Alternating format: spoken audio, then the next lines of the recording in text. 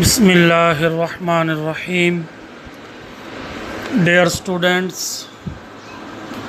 کل ہم نے توحید اور اس کی اقسام ڈسکس کی تھی۔ آج کے لیکچر میں شرک کیا ہے، اس کا آغاز کیسے ہوا، شرک کا معنی اور مفہوم، شرک کی بنیادی اقسام کتنی اور کون سی ہیں، اس کو ہم پڑھیں گے۔ عزیز طلبہ،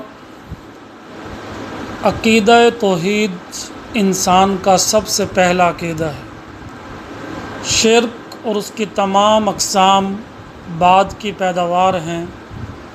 دنیا کا پہلا انسان عقیدہ توحید ہی کا قائل تھا۔ پہلے انسان حضرت آدم علیہ السلام تھے، جو اللہ تعالیٰ کے پہلے نبی تھے۔ آپ علیہ السلام نے اپنی اولاد کو بھی اسی عقیدہ کی تعلیم دی، مگر جیسے جیسے انسانی آبادی میں اضافہ ہوتا گیا، لوگ ادھر ادھر بکھرنے لگے، تو آہستہ آہستہ لوگوں نے سچی تعلیمات کو بھلا کر گمراہی کا شکار ہو کر ایک اللہ بزرگ و برتر کی بجائے کئی خدا ماننے لگے، اور اللہ تعالیٰ کے ساتھ انہیں بھی معبود بنا لیا۔ عزیز طلبہ، فرسٹ لیکچر میں جب ہم نے عقائد کی بات کی تھی، تو عقیدہ کے معنی میں گرہ لگائی ہوئی، باندھی ہوئی چیز، یعنی انسان کے پختہ اور اٹل نظریات جو انسان کے دل اور دماغ پر حکمرانی کرتے ہیں، وہی اس کے عمل کو حرکت دیتے ہیں۔ میں نے آپ کو سمجھایا تھا۔ یہی بات شرک میں بھی سمجھائی جا رہی ہے کہ پہلا انسان توحید ہی کا قائل تھا، اولاد کو بھی توحید ہی کی تعلیم دی، لیکن جیسے جیسے انسانی آبادی میں اضافہ ہوا، انہوں نے اپنے خیالات، نظریات، سوچ اور فکر کو کئی زاویوں سے سوچنے لگے، تو وہ گمراہی کا شکار ہو گئے، اور جب گمراہی کا شکار ہو گئے تو وہ ایک اللہ تعالیٰ کی ذات کے ساتھ کئی معبود بنا کر ان کی پرستش کرنے لگے، پوجا کرنے لگے۔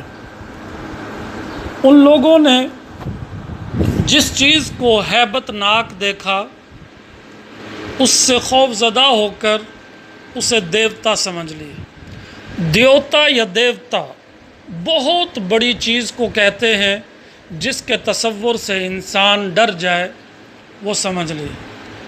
اس کی پوجا پاٹ شروع کر دی۔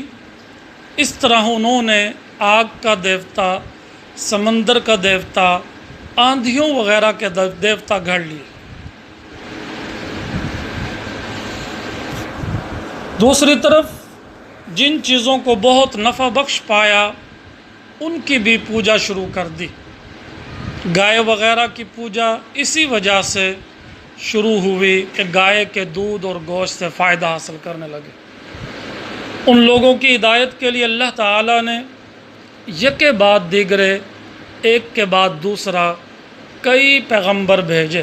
کم و بیش 1,24,000 انبیاء لوگوں کی ہدایت کے لیے بھیجے، جنہوں نے ان کو توحید کا بھولا ہوا سبق یاد دلایا اور شرک کی مذمت کی، شرک کی برائی بیان کی، اور اسی کی مذمت میں اللہ تعالیٰ نے شرک کو بہت بڑا گناہ قرار دیا ہے۔ اللہ تبارک و تعالیٰ نے سورہ لقمان میں ارشاد فرمایا، ان الشرک لظلم عظیم، بے شک شرک بڑا بھاری ظلم ہے، یعنی بہت بڑا گناہ ہے، یعنی تمام گناہوں میں سب سے بڑا گناہ شرک ہے۔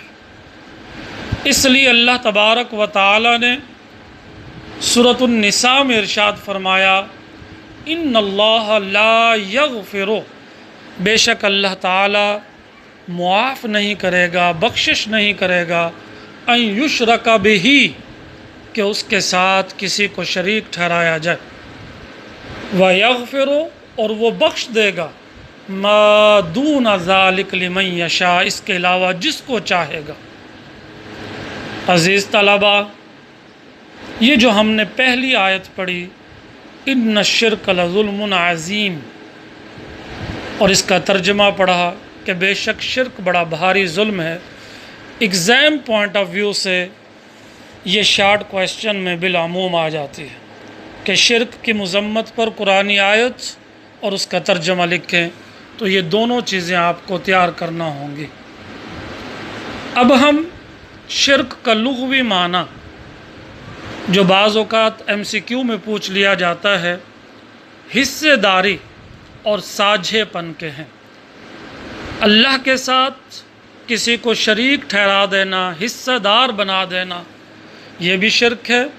साझेपन का मतलब है अल्लाह जैसा किसी को समझ लेना और उसी तरह उसकी इबादत, पूजा और परस्तश करना, उसके अहकाम को मानना, ये साझेपन है।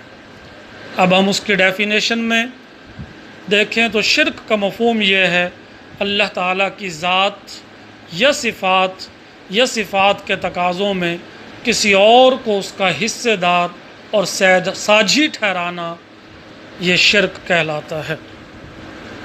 तौहीद की तरह शिर्क के भी 3 अक़साम हैं।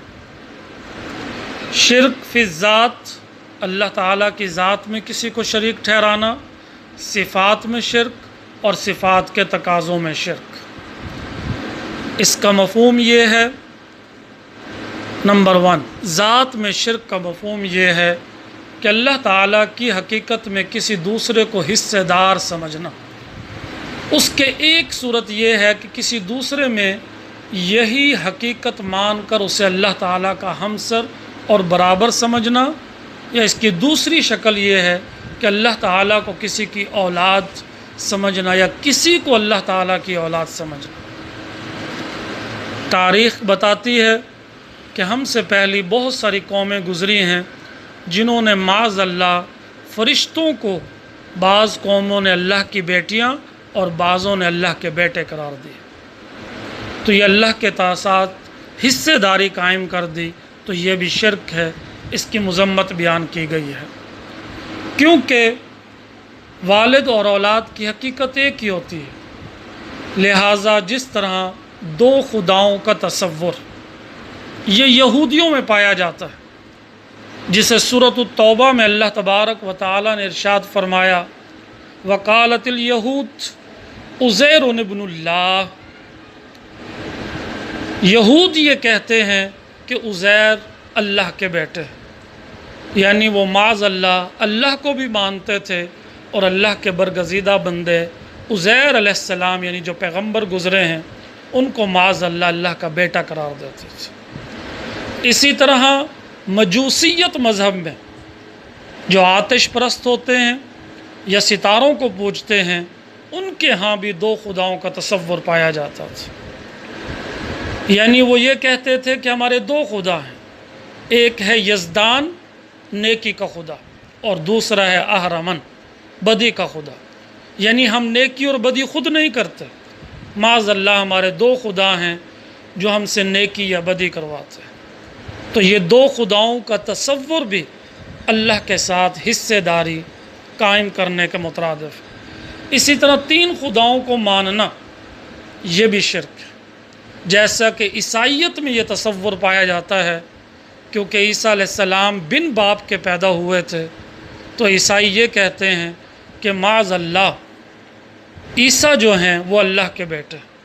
इसी को भी सूरत तौबा में अल्लाह ने इसी एक आयत में इरशाद फरमाया, वकालतिन नसारा अल मसीह इब्नुल्लाह, ईसाई ये कहते हैं कि ईसा अल्लाह के बेटे, और वो माज़ अल्लाह ईसा को अल्लाह के बेटे करार देने के साथ साथ बीबी मरियम अलैहिस्सलाम को भी माज़ अल्लाह की बीवी करार देते। यानी वो 3 खुदाओं के तसव्वुर में कि अल्लाह है, बीबी मरियम है और ईसा अलैहिस्सलाम है।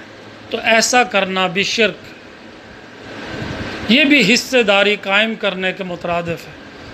اسی طرح کسی کو اللہ تعالیٰ کا بیٹا یا بیٹی قرار دینا بھی شرک ہے۔